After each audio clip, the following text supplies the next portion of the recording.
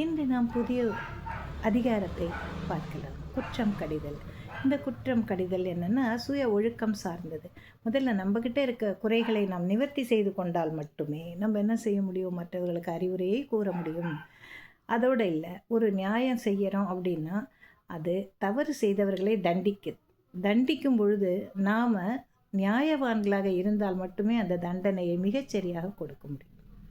புரியுதா? அதனால தான் நாம் நம்மளை சரி பண்ணிவிட்டு மற்றவர்களுடைய குற்றத்தை நீக்குதல் தான் மிகச்சரியான முறை. இதை வள்ளுவர் நிறைய சொல்கிறார். இது அரசியல் சார்ந்தது, சுய ஒழுக்கம் சார்ந்தது.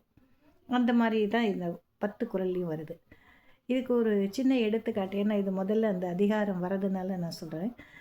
இந்த குற்றம் கடிதல், தம்மிடம் உள்ள குறைகளை நீக்கி கொள்ளுதல்னாக்கா, ராமகிருஷ்ண பரமஹம்சர் அவர் பெரிய மகான்கிறது நம்ம எல்லாருக்குமே தெரியும். அவர்கிட்ட ஒரு அம்மா ஒரு நாள் தன்னுடைய 5 வயது மகனுடன் வணங்கி நிற்கிறாங்க. என்னம்மா சின்ன பையனை கூப்பிட்டு வந்திருக்கீங்க அப்படின்னு கேட்குறாரு. அந்த அம்மா சொல்லுது, ஐயா, இந்த பையன் எப்போ பார்த்தாலும் இனிப்புகளை நிறைய சாப்பிட்றான், சொன்னாலும் கேட்க மாட்டேங்கிறான். அப்புறம் அவனுக்கு வயிற்று வலி வருது, உடலுக்கு நலக்கேடு வருகிறது. இவனை எப்படி சொல்கிறீங்க நான் திருத்துறது? உங்களை போன்ற மகான்கள் சொன்னாலாவது இவன் கேட்க மாட்டானான்னு தான் நான் அழைச்சிட்டு வந்தேன்.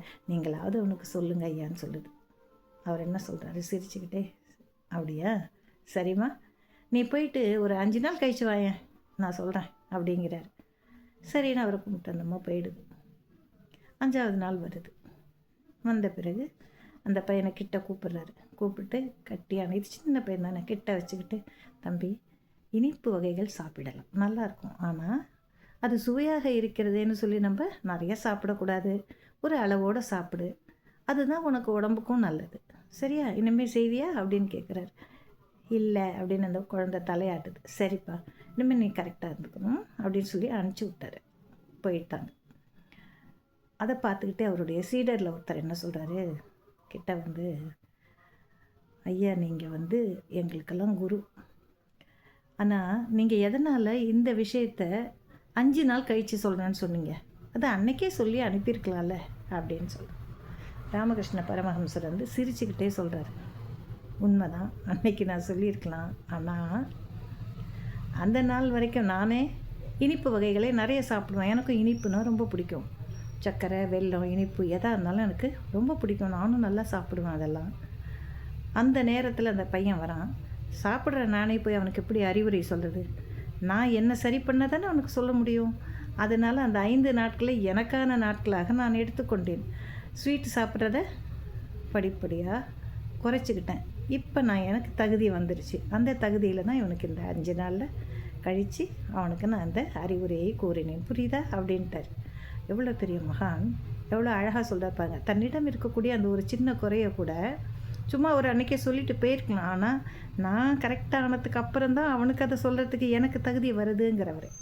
அப்போ எவ்வளவு ஒரு பண்பு, சிறந்த பண்பு அதெல்லாம். அப்படி தான் நாமளும் இருக்கணும். நமக்கு ஒரு நியாயம், மற்றவர்களுக்கு ஒரு நியாயம் எப்போவுமே சொல்லக்கூடாது. அதை பற்றிய விளக்கங்கள் தான் இந்த அதிகாரத்தில் வருகிறது. இந்த 1வது குறளுக்கு நாம் போகலாம். செருக்கும் சினமும் சிறுமையும் இல்லா, செருக்கும் சினமும் சிறுமையும் இல்லார் பெருக்கம் பெருமித நீத்து, பெருக்கம் பெருமித நீத்து, செருக்கும் சினமும் சிறுமையும் நீத்தார் பெருக்கம் பெருமித மீத்து. செருக்கு, ஆணவம், திமிரு, கர்வம், அதான் இந்த மாதிரி குணங்கள். சினம், கோபம், அளவுக்கு மீறின அது இருக்கக்கூடாது. சிறுமை, கேவலமான விஷயங்கள், பெண்ணாசை, பொன்னாசை, மண்ணாசை, இதெல்லாம் அது சிறுமை. இதெல்லாம் ஒழுக்கக்கேடான விஷயங்கள். கர்வம், திமிரு, ஆணவம், அந்த சிறுக்குங்கிறதுக்கு இவ்வளவு பொருள் இருக்குது. சினம், அளவுக்கு மீறின கோபம். சிறுமை, கேவலமான புத்தி, இது எல்லாமே இருக்கக்கூடாது.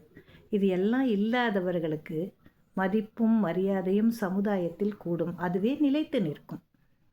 இதில் ஏதாவது ஒன்று அவர்கிட்ட இருந்தால் கூட மரியாதையோ மதிப்போ சமுதாயத்தில் கிடைக்கவே கிடைக்காது. அப்போது அந்த மாதிரி ஒரு சுத்தமான ஒழுக்கம் நிறைந்த மனிதர்களின் பெருமை நிலையாக நிற்கும். அதனால் நாம் எல்லாம் இந்த 3 குணங்களும் இல்லாமல் இருக்க வேண்டும். தான் என்ற அகங்காரம் இருக்கக்கூடாது, அளவுக்கு மீறின கோபமும் இருக்கக்கூடாது, அதே மாதிரி இழிவை செய்யக்கூடிய இச்சைகள் இருக்கவே கூடாது. இதெல்லாம் இருந்ததுன்னு சொன்னால் நமக்கும் சமுதாயத்தில் மதிப்பு உயரும், அந்த மதிப்பே நிலையாக இருக்கும் என்பதை இந்த குறள் எடுத்து காட்டுகிறது. நாளை அடுத்த குறளில் நாம் மீண்டும் சந்திக்கலாம். நன்றியோடு இன்று நான் விடைபெறுகிறேன்.